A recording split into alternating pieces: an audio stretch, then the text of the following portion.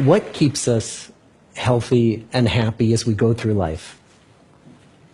If you were going to invest now in your future best self, where would you put your time and your energy? There was a recent survey of millennials asking them what their most important life goals were. And over 80% said that a major life goal for them was to get rich. And another 50% of those same young adults said that another major life goal was to become famous. And we're constantly told to lean into work, to push harder and achieve more. We're given the impression that these are the things that we need to go after in order to have a good life. Pictures of entire lives, of the choices that people make and how those choices work out for them, those pictures are almost impossible to get. Most of what we know about human life, we know from asking people to remember the past. And as we know, hindsight is anything but 20/20. We forget vast amounts of what happens to us in life, and sometimes memory is downright creative. But what if we could watch entire lives as they unfold through time? What if we could study people from the time that they were teenagers all the way into old age to see what really keeps people happy and healthy? We did that.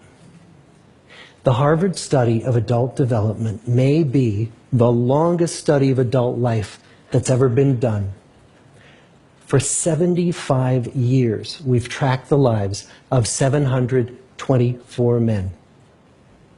Year after year, asking about their work, their home lives, their health, and of course asking all along the way without knowing how their life stories were going to turn out. Studies like this are exceedingly rare. Almost all projects of this kind fall apart within a decade because too many people drop out of the study, or funding for the research dries up, or the researchers get distracted, or they die, and nobody moves the ball further down the field.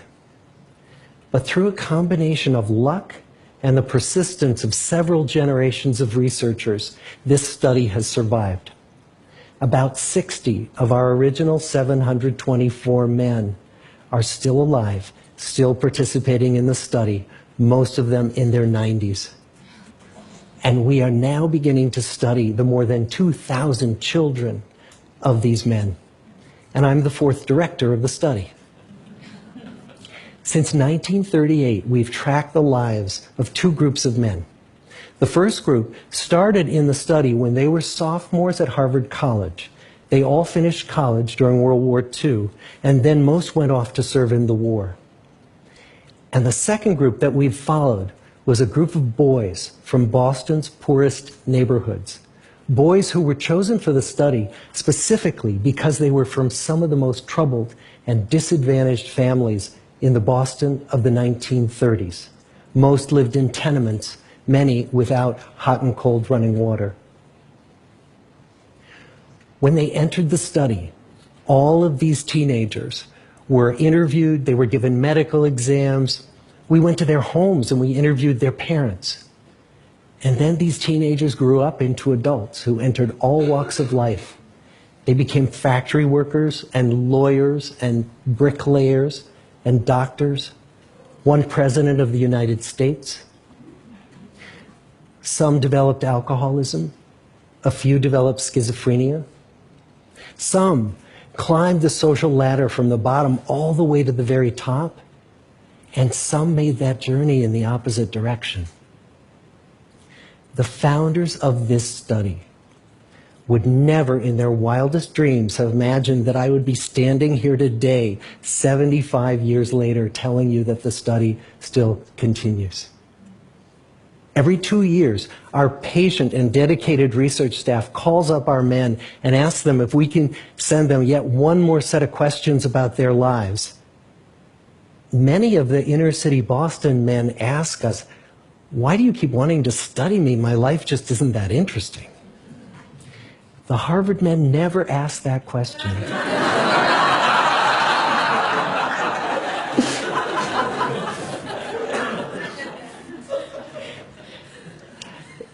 to get the clearest picture of these lives, we don't just send them questionnaires. We interview them in their living rooms. We get their medical records from their doctors. We draw their blood. We scan their brains. We talk to their children. We videotape them talking with their wives about their deepest concerns. And when about a decade ago we finally asked the wives if they would join us as members of the study, many of the women said, "You know, it's about time." So what have we learned? What are the lessons that come from the tens of thousands of pages of information that we've generated on these lives? Well, the lessons aren't about wealth or fame or working harder and harder. The clearest message that we get from this 75-year study is this: good relationships keep us happier and healthier, period. We've learned 3 big lessons about relationships. The first is that social connections are really good for us and that loneliness kills. It turns out that people who are more socially connected to family, to friends, to community, are happier, they're physically healthier, and they live longer than people who are less well connected. And the experience of loneliness turns out to be toxic. People who are more isolated than they want to be from others find that they are less happy, their health declines earlier in midlife, their brain functioning declines sooner, and they live shorter lives than people who are not lonely. And the sad fact is that at any given time, more than 1 in 5 Americans will report that they're lonely. And we know that you can be lonely in a crowd and you can be lonely in a marriage. So the second big lesson that we learned is that it's not just the number of friends you have, and it's not whether or not you're in a committed relationship, but it's the quality of your close relationships that matters. It turns out that living in the midst of conflict is really bad for our health. High conflict marriages, for example, without much affection, turn out to be very bad for our health, perhaps worse than getting divorced. And living in the midst of good, warm relationships is protective. Once we had followed our men all the way into their 80s, we wanted to look back at them at midlife and to see if we could predict who was going to grow into a happy, healthy octogenarian and who wasn't. And when we gathered together everything we knew about them at age 50, it wasn't their middle-aged cholesterol levels that predicted how they were going to grow old. It was how satisfied they were in their relationships. The people who were the most satisfied in their relationships at age 50 were the healthiest at age 80. And good, close relationships seem to buffer us from some of the slings and arrows of getting old. Our most happily partnered men and women reported in their 80s that on the days when they had more physical pain, their moods stayed just as happy. But the people who were in unhappy relationships, on the days when they reported more physical pain, it was magnified by more emotional pain. And the third big lesson that we learn about relationships and our health is that good relationships don't just protect our bodies, they protect our brains. It turns out that being in a securely attached relationship to another person in your 80s is protective. That the people who are in relationships where they really feel they can count on the other person in times of need, those people's memories stay sharper longer. And the people in relationships where they feel they really can't count on the other one, those are the people who experience earlier memory decline. And those good relationships, they don't have to be smooth all the time. Some of our octogenarian couples could bicker with each other day in and day out. But as long as they felt that they could really count on the other when the going got tough, those arguments didn't take a toll on their memories. So, this message that good, close relationships are good for our health and well-being, this is wisdom that's as old as the hills. Why is this so hard to get and so easy to ignore? Well, we're human. What we'd really like is a quick fix, something we can get that'll make our lives good and keep them that way. Relationships are messy and they're complicated, and the hard work of tending to family and friends, that's not sexy or glamorous. It's also lifelong. It never ends.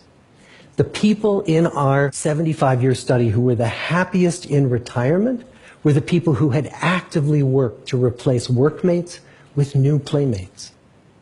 Just like the millennials in that recent survey, many of our men, when they were starting out as young adults, really believed that fame and wealth and high achievement were what they needed to go after to have a good life.